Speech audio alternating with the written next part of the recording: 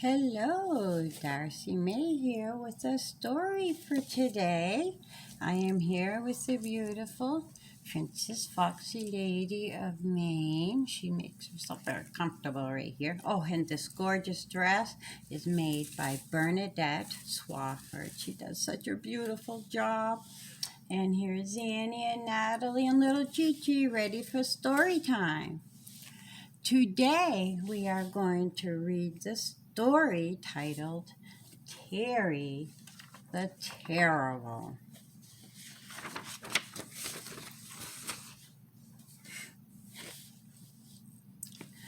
I know a little boy who acted horrible, so everyone called him Terri the Terrible. He was a bit bigger than all the other kids, and he was a bully. Kids were afraid of him. Terri had no friends, so all alone he did play. No one likes a bully, all the children would say. He got no attention. He was very lonely. Sometimes he said bad things like, "You're thin, you're bony,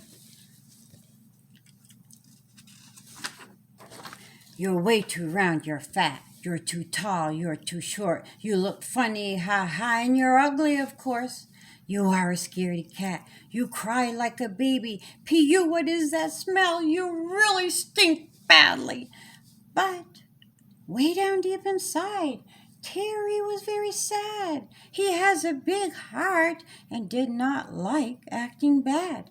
He wanted a friend and someone he could talk to, he could play with, or would spend the night in his room.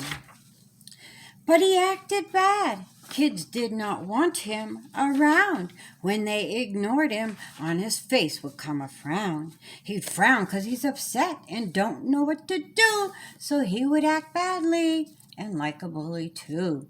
I remember back last summer, it was on a nice day when us kids went to the schoolyard so we could play, and Terri decided he would pick on someone. He picked a little girl, and he picked the wrong one. He happened to pick my little sister that day, who was in the sandbox and with her friend did play. I was with my friend and we played toss with a ball. We played in the grass so it won't hurt if we fall. A kid was on the swing, a kid was on the slide, a kid slid down a pole, one on a bar did climb. One played in dirt with trucks, two played in the sandbox. That's where my sister was. It's her favorite spot.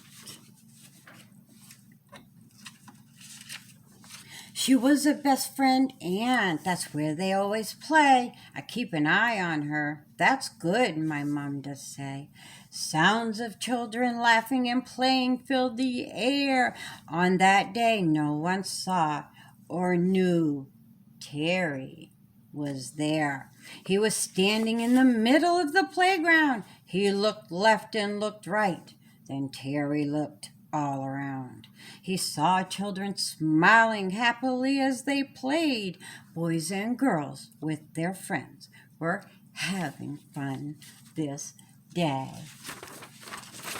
All except for Terri, who stood there all alone. He was lonely and sad. He was angry also.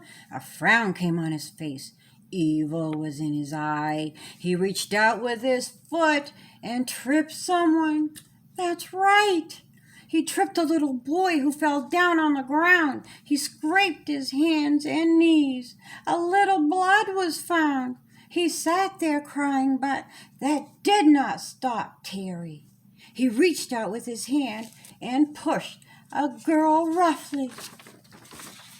She stepped sideways while both her hands waved in the air. As she wobbled and fell, she gave Terri a glare. Then my friend happened to miss the ball I threw him.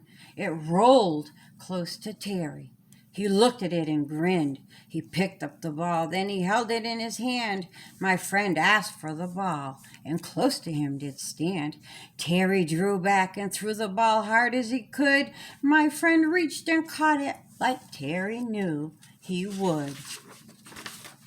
He dropped down on his knees. His hands were full of pain. They were aching badly. Ouch, that hurts, he did say. I went to my friend to make sure he was all right. He told me that I was. I knew I shouldn't fight, but I wish that I could. I wish that I'd grow big so I could be stronger and I could beat up him.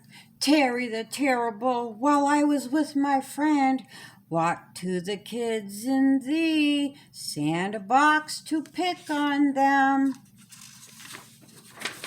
He reached in the sandbox. He took the pail away. He reached and he knocked down the sand castle they made. Then Terry scooped up sand to throw back at the kids. It might get in their eyes. I was upset with him. I don't know what happened. Something come over me. I stood up, walked to him and said, "Stop it, Terry. You drop that sand right now. Don't throw it at those girls. It might get in their eyes. You might hurt my sister.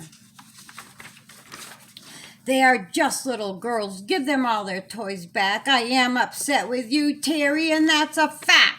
Why do you have to act in such horrible ways? Give me one good reason. Terry, what do you say?" Terry the Terrible did not know what to do. No one has ever stood up to him. This was new. He opened up his hand and dropped all of the dirt. He gave the sandbox pail back to the little girls. He said, "I am lonely. No one will play with me. I've no friends to talk with. I'm just a bad bully." All of a sudden, my angriness went away, and I felt bad for him. This is what I did say. "Because you've always done things that are horrible, you did pick up the name Terry the Terrible. Everyone called you that, and you took it to heart.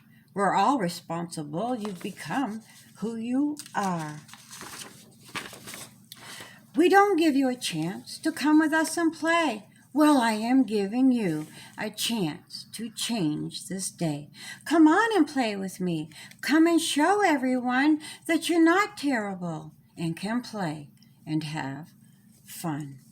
Terry was surprised, and a smile came on his face. He played, laughed, and had fun for the rest of the day. The children realized Terry wasn't so bad.